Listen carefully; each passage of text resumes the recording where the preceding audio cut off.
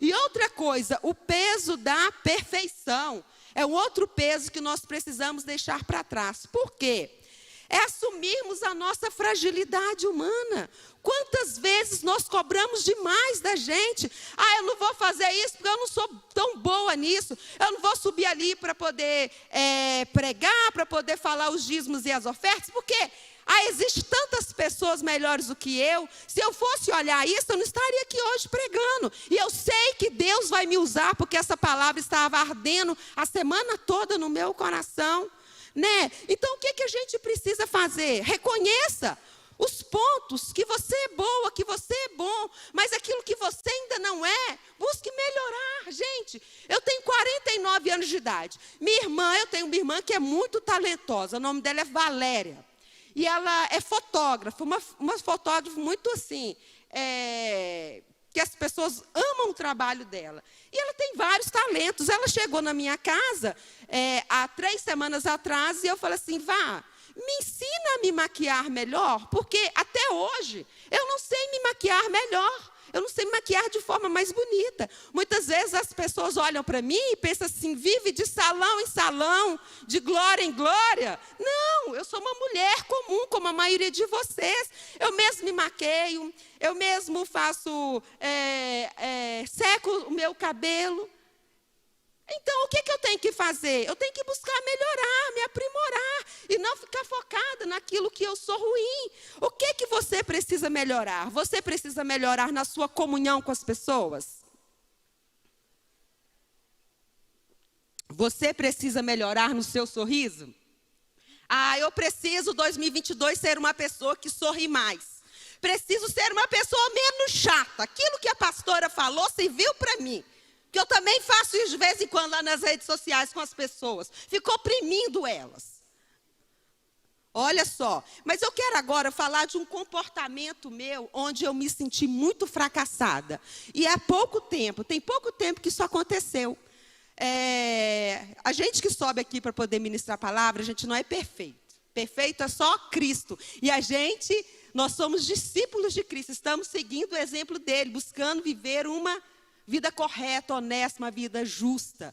E aí, eu tinha um compromisso, isso foi pouco tempo, gente, que aconteceu. E aí, sabe, quando o seu dia já começa dando tudo errado, tudo começou dando errado para mim, me veio aquela frustração, que dia pesado que tá. Quando eu cheguei no meu compromisso, eu estava tremendamente irritada. Pensa numa mulher irritada, era eu. Jesus amado. E aí eu comecei a agir de forma que eu não convinha que eu agisse daquela forma, mas eu não fui capaz de perceber aquilo naquele momento. E eu cheguei em casa, eu me senti tão fracassada, porque eu falei assim, esse comportamento não tem nada a ver comigo. Essa não é a Patrícia, não é a minha identidade de ficar reclamando, murmurando, chateada. Quem me conhece sabe que eu não sou assim. Quem me conhece na minha particularidade sabe que eu não sou uma pessoa assim. E eu fiquei muito mal comigo uma semana inteira e pedi perdão para Deus. Mas aquilo me trouxe tanto incômodo porque eu me vi fracassada. Eu não sou isso. E eu fiquei tentando provar para Deus. Deus, o Senhor sabe que eu não sou isso. E Deus, Ele sabe que eu realmente eu não costumo agir daquela forma. Eu não era aquela pessoa impaciente, imprudente.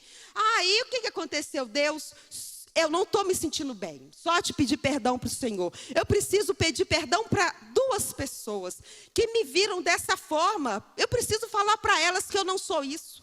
E Deus me deu essa oportunidade. Gente, foi difícil. Como foi difícil? Porque a gente reconhecer os nossos erros é muito difícil. Mas enquanto a gente não reconhece, você já observou que a gente fica carregando os pesos, os nossos pesos? Mas eu fui pedir perdão. Quando eu falei para elas que eu estava 1 semana sem dormir, que eu tinha chorado, elas riram da minha cara. O quê? Porque por causa daquilo, elas não acreditaram. Elas não acreditaram, mas aquilo me incomodou.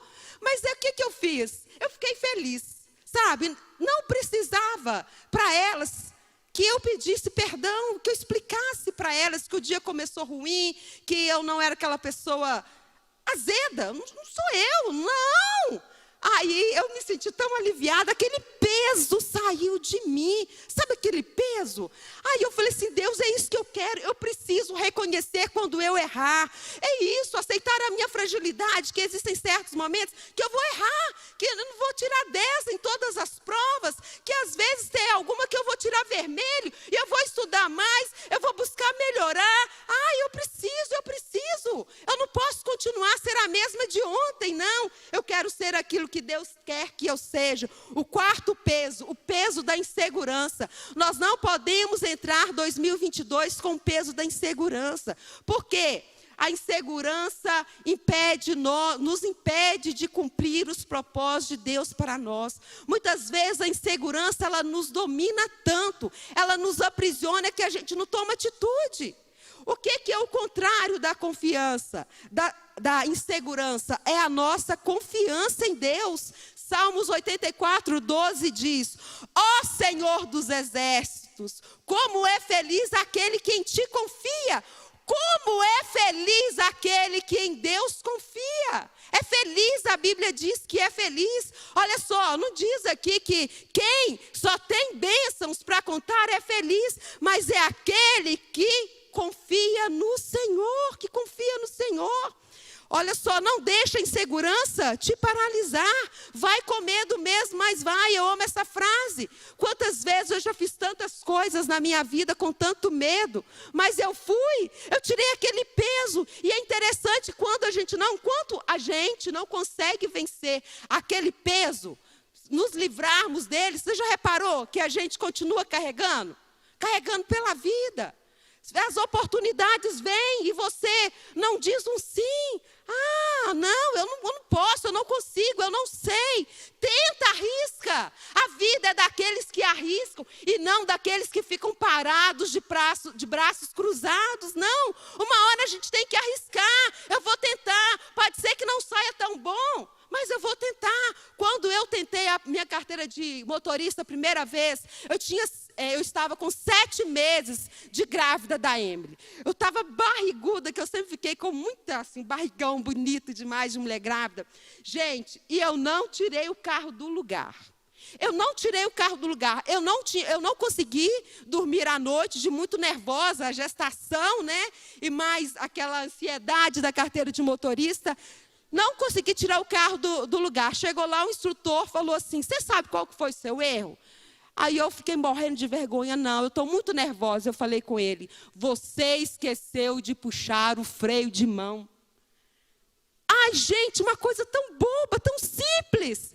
Mas eu estava tão segura, com tanto medo. Mas eu arrisquei. Na segunda vez, eu não deixei a insegurança me dominar. Eu fui lá e eu voltei com a minha carteira de motorista para a glória de Deus. Já imaginou se eu tivesse ficado paralisada na minha insegurança?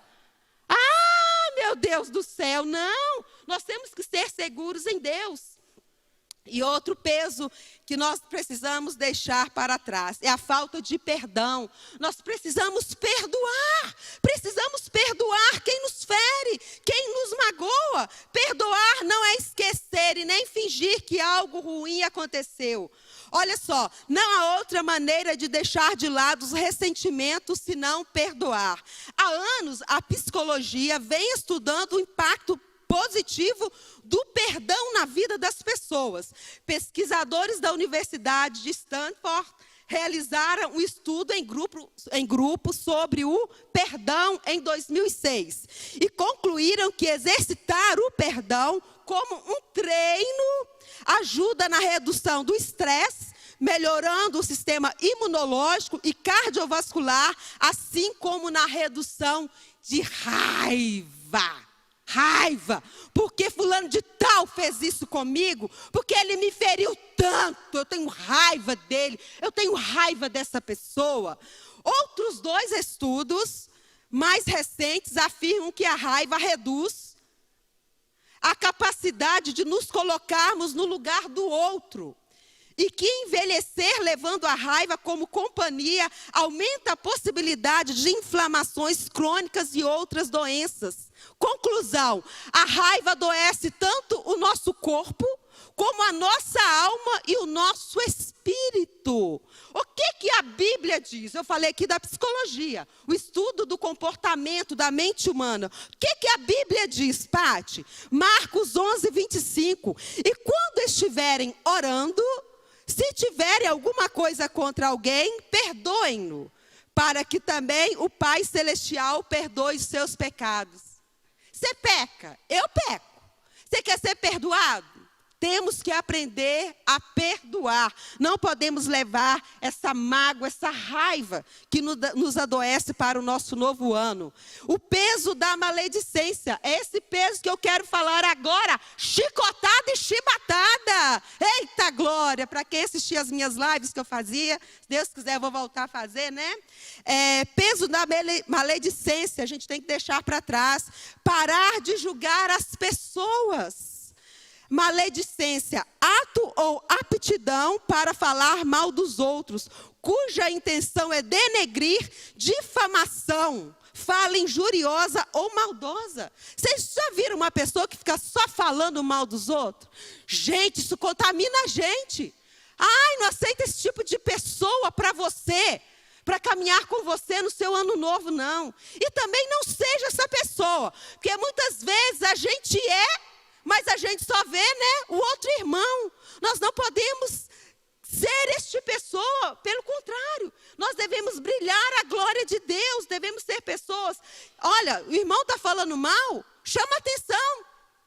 Não aceite esse pecado para a sua vida. Provérbios 18, 21 diz assim: a morte e a vida estão no poder da língua, e aquele que ama comerá do seu fruto. Aquele que a ama comerá do seu fruto. A morte e a vida. Você ama a vida ou a morte? Você vai comer do fruto que você ama. E Provérbios 21, 23 diz: o que guarda a sua boca e a sua língua guarda das angústias a sua alma. Gente, isso é profundo demais. Angústia da alma. Aquela angústia da alma quando você fala mal de alguém. Pequei. Pronto, para que eu fui falar mal do meu irmão? Ele nem sabe que eu existo. Olha lá, ele está curtindo a vida, ele está vivendo. E eu estou aqui falando mal dele. Que mentalidade a mim, que pobreza espiritual é essa minha? Traz angústia, adoece, aborrece a nossa alma, gente, falar mal dos nossos irmãos.